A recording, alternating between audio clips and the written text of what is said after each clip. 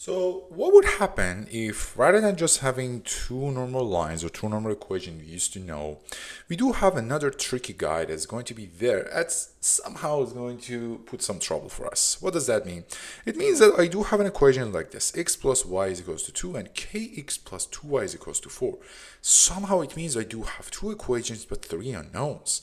But don't worry about it, because most of the time you have this kind of things. The question says that k is the value that we would like to change, or we would like to have specific numbers to have no one solution or infinite number of solutions.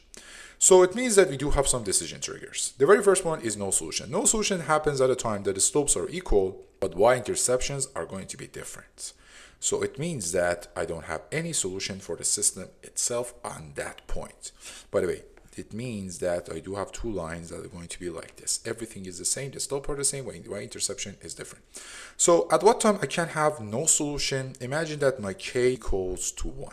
At this time, I can have some kind of a situation that x plus y equals to 2 and x plus 2y equals to 4. So at the first glance, you would see that that is going to be this answer. But no. Why? Because if you try to write it down, y is equals mx plus b, your m still is going to be different rather than just intersection itself. So at this point, probably we are not going to have any answer for k in order to satisfy this condition. Infinite number of solutions. At this point, slope should be equal and y-intercept should be equal as well. It means that those two equations should be completely identical. So what would happen if I do have x plus y is equals to 2, and I would have 2 as k, which is going to be 2x plus 2y is equals to 4. This guy was actually 2 times x plus y equals to 2 times 2. So I can say right now, I do have infinite number of solutions for the k itself. One solution means that the slopes are different, and for almost any k rather than just the 2 itself, you can have this condition. So you can some kind of show it over here. For instance, when we are talking about one solution, anything rather than k equals to 2 can be the answer itself for the whole thing. So this question could be like this. It is not the way that you think that this 3 and 2 equation I have to solve it. No, they're going to be a little simpler. So what would happen if we are dealing with inequalities? Because so far anything that we were talking about was equalities. I do have two equations, two unknowns, three equations, three unknowns. Well, what would happen if I do have inequalities? What was inequality? Equality means that rather than just y is equals mx plus b, I do have y is bigger, smaller than mx plus b. First of all, we have to have a little bit definitions related to terms. Let's see what's going on. So the very first thing that we have to know, or the rule number one, is the boundary line. Means that whenever we are talking about y or any specific kind of term on the left is bigger than, smaller than, or equal to the right side of the term, we are using this. It means that the boundary is going to be included in the solution. For instance, if I do have this guy as my boundary, this guy is also can be included inside the equation itself. Y is bigger than or equal to x plus 1. How we can see that? We just have to draw x plus 1, or y equals to x plus 1, whatever. Actually, y is equals to x plus 1 should be on the top, not on the bottom. Should be like this. And then whatever area that you have on the top, it means that your y is going to be bigger than x plus 1, and also the line itself. That's why we call it as the solid line. And what would happen if you do have a dashed line? Dashed line means that bigger or smaller or bigger. It means that the boundary is not included. For instance, if I do have something like this, again, this one should be like this one. Actually, it's going to be dotted line. It means that my y is going to be smaller than x plus 1. The root number 2 is the shaded region, the one that I was talking about. It. This one is going to be my shaded region. The shaded region is going to be the test point that we can find that one by using the test point method. What does that mean? It means that, for instance, you do have a situation that your line is 1. And you somehow are not sure that y is equals, if y is less than x plus 1 is going to be this point or this point. So you can just use a point. For instance, 0 and 0. If you do that, is it going to be satisfied? 0 plus 1 is equals to 1, and 0 is just 0. It means that 1 is going to be bigger than 0, so it's right. So it means that we are talking about the bottom part. That is the way. And as I just showed you, pick up a simple point, plug and play to see that everything is okay. For instance, if I do have a point that y is bigger than or equal to x plus 1, the only thing that you have to do, first of all, draw x plus 1. You did that. choose points. 0 and 0 are the most of the time are the best solution. So if you put the 0, is your 0 is going to be bigger than 1? Obviously not. So this one or some kind of this section is not going to be part of the solution. So the bottom part is completely gone and top part is right. And about this guy, I was just talking about it. Simple as that. So building the feasible region. What does that mean? This means that the AND mindset means that at some point have two inequalities at the same time.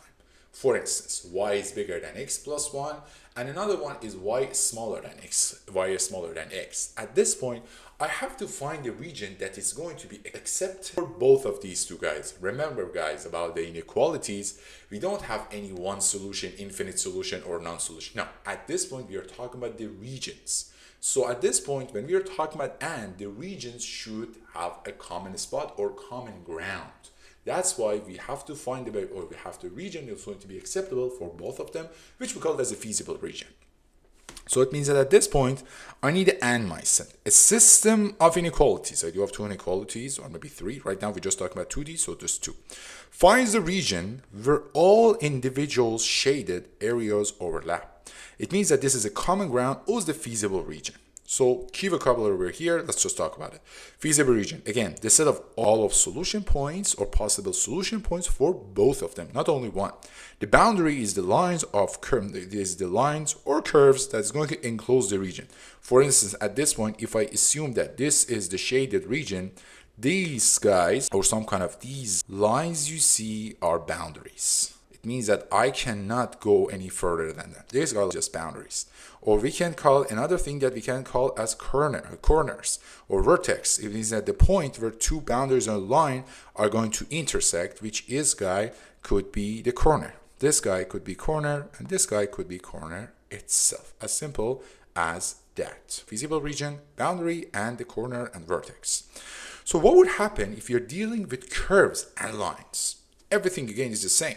On that point, you are looking at the feasible region. For instance, I do have y is equals x plus 4 and y is equals x2 minus 2. x2 minus 2 means that I do have a nonlinear, so the only thing that I have to do, find y is equals x to the power 2, move it 2 to the bottom, and I do have this. Imagine that I do have a question, says my y should be smaller or equal to plus 4, and I have y should be bigger than or smaller x2 minus 2. So the only thing that I have to do, find those regions, then find a common spot. The common spot is going to be this. It's not going to be normal.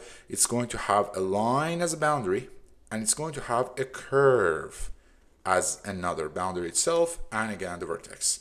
So again, the principle is the same. We're going to find a place that those boundaries are going to have overlap. Example of nonlinear, again, it's going to be something like this or something like that one, just like the way that I talked about it. Again, could be something like this. They're still nonlinear, by the way. This one, it means that this is going to be a circle. So what does that mean? y2 plus x2 is equals to 16. It means that it is something like this. You have a circle, this is your equation, and this should be smaller than 16 means inside of this one. And what would happen? Y is bigger than or equal to x minus 2. We are talking about whatever value that is going to be bigger than this curve. So boundary thinking, again, just the same idea that we had before. Finding the best optimization, or some kind of, we call this optimization on a feasible region. What does that mean? It means that imagine that you have a condition. We have a feasible region and objective function. For instance, some kind of 3x plus 2y. And we would like to maximize or minimize it. It means that where are the 2 points? 3x plus y. Where are the points? Where is the point that actually if I use x and y in it, I'm going to have the maximum or minimum for my p. This is my objective. So the way that I can do it is what? The vertex method. It is the method that we are going to use for some kind of linear systems. Right now we're talking about the linear system. A fundamental theorem states that the maximum and minimum values will always occur at the end of the corner points, the vertices of the feasible region. It means that either it is happening over or here. I have to find a way. So the workflow is some kind of simple. Graph the feasible region, whatever that you have. For instance, at this point, you say that y should be smaller than 5 minus 5x. It means that I'm going to have to use some kind of draw this line. This line is 5, it's y equals 5 minus x. Draw this one and find some kind of acceptable region for that. And then I have to unify the coordinates, the coordinates of all vertices. It means that I have to find 0 and 0, I have to 5 and 0, and it's going to be 0 and 5. This, most of the time, is going to be your boundaries itself. It means that y equals to 0, x is something, and when both of them are 0, again, probably you're going to have the 0 as your outcome, right? So then we have to plug each vertex into the objective function. Where was our function? Our function was 3x plus 2y, right? So on that point, the largest result is going to be the maximum, and the smallest, which is going to be minimum itself. It means that at this point, if I do have 3x plus y plus 2y, and I do have this point as my feasible region, again, these are the things that question would give us. So right now, let's talk about, or let's put all of those pair of numbers inside 3x plus 2y. If you put 0 and 0, just like the way it is, you're going to have 0. Okay. If you put 5 and 0, you're going to have what? 15. And if you put 0 and 5, you're going to have 10, and 15 is going to be maximum. This is the way that you can use an equation which you don't know what the output is. It could be anything, and the region in order to find its maximum value itself. So the final challenge is this. I do have 4 questions for you over here. X plus 2y subtracted by z is 3. 2x minus y plus z is equals to 4, x plus y plus 2x is equals to 9, and I would like you guys to answer that. Remember, how we can do it? It means that this guy is, for example, equation number 1, equation number 2, equation number 3. The only thing that you have to do, find 2 equations that you can eliminate one of those variables. For instance, equation number 2 and 3, if they're going to use that, those y's are going to cancel each other. Then use another 2 equations, for instance these 2 equations. But at this point, if you would like to get rid of y, you have to do things. It means that I can multiply this guy by 2, I do have 2y, and these 2 guys can cancel out each other. Right now you have equation number 4 and equation number 5. Use this to find your what? X and v, then you can find the y itself. Simple as that. Find the intersection point of the lines. Y is equals x minus 1 and the stellar curl, which is this. Remember, what I can do, I can find one linear equation and put it inside this new y itself. I do have x on that time. There's equation, it could be x1 and x2 as an answer. Find that, find y, and you're good. Graph the feasible region. X is bigger than 0 equals to 0, y is bigger than or equals to 1, and 2x plus y is smaller than or equals to 7. So at this point, I do have 3 some kind of region that I have to satisfy. Still is not that hard. For instance, x bigger than or equals to 0 means that you have to find x is equals to 0. Where is x equal to 0? X and y. X is equals to 0 means that it is going to be this line. Whatever place that my x is going to be bigger than or equal to 0. So obviously, I'm talking about this. Then I have to find the y is bigger than or equals to 1. So it means that y is 1. What is the variable, or sometimes what is the play y is going to be bigger than 1? It's going to be this place. Right now, so far, the common section between these two, let me use another color, the common section between these two is going to be here. Then I have to draw 2x plus y is smaller than or equals to 7. It means that I can somehow write it down as y is smaller or equals 7 minus 2x. Draw this one, find the place or find the region is going to be satisfied, and find the common point between all of them, and I'm good. Find the maximum value of this one over that region. Again, simple. You have the region, you probably have 3 or maybe 4 corners or vertex. Try to find these values based on x and y, put it over here and find the maximum value for your p itself. So right now we were talking about the systems. We were talking about the rules, we were talking about our previous part, which was about 2 equations, 2 unknowns, 3 equations, 3 unknowns. We were talking about inequalities, boundaries, that how we could use that in order to understand what would happen to my system if I would like to have a solution for my 2 rules or 3 rules or maybe more than that.